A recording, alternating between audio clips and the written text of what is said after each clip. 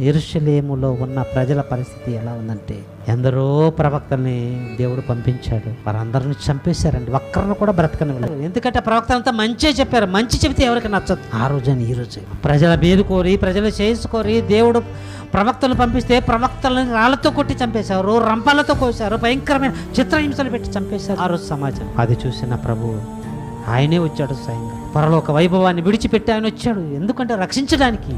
ఏ ఒక్కరు నశించి నరకానికి వెళ్ళిపోవడానికి ఇష్టం లేదు కదా. ఆయన వచ్చాడు. వచ్చిన తర్వాత ఆయన కూడా కొట్టడానికి రాళ్ళు పట్టుకున్నారండి. ఇలా సమాజం ఎలా ఉందో మీకు అర్థం కావాలి. మంచి చెప్పాలనుకుంటే మంచి చెప్పేవాడిని రాళ్ళతో కొట్టడానికి సమాజం చూస్తూ ఉంటుంది. ప్రియమనేది అనుకున్నారు.